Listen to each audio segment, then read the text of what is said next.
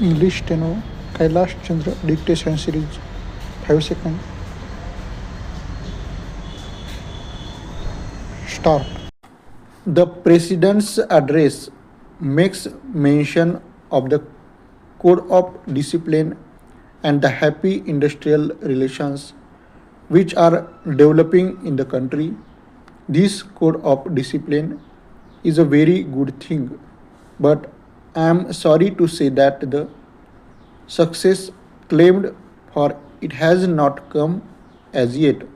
The employers in the country have not accepted this code of discipline in its spirit. They have not accepted it voluntary.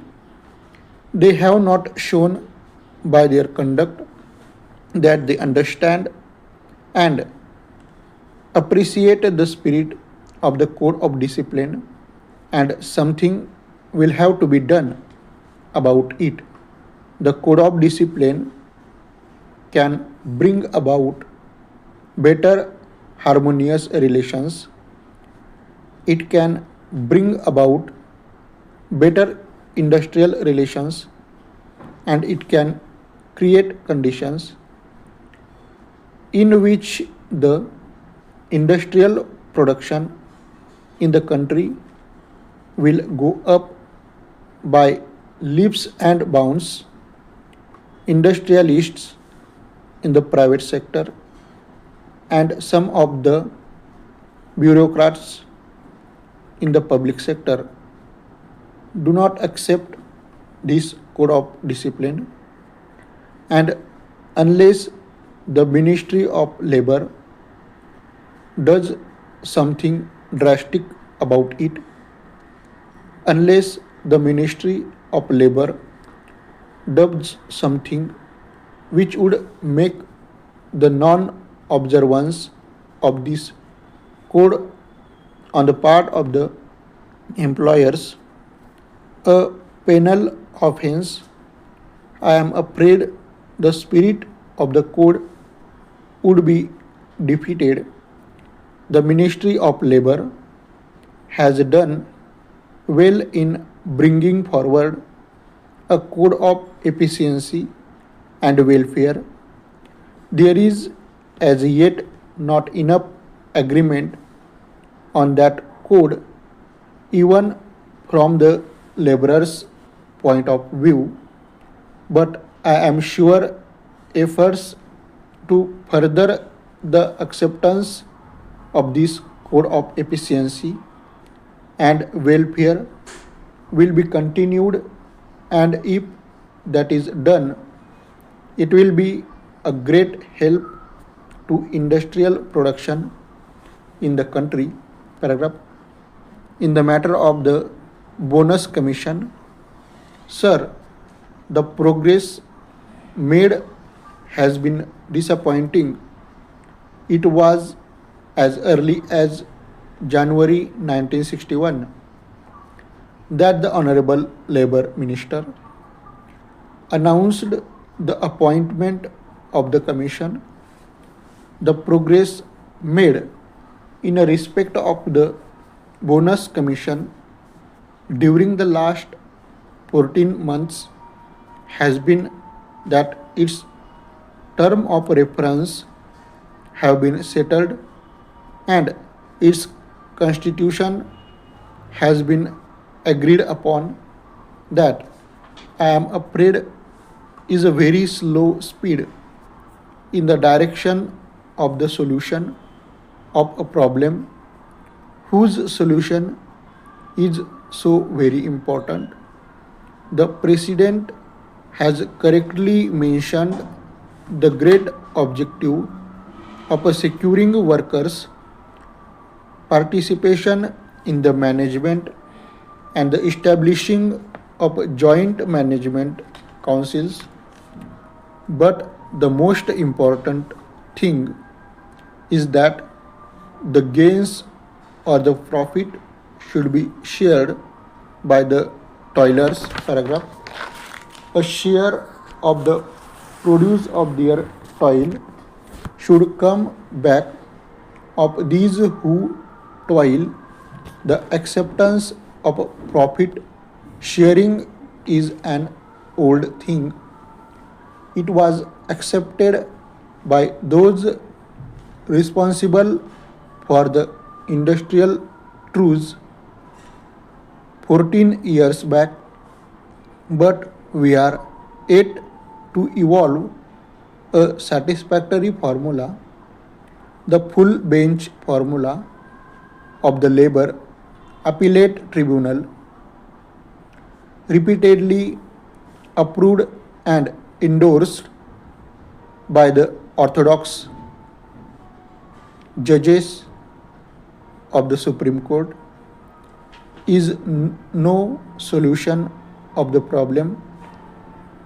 It just denies the workers their due share in the profits.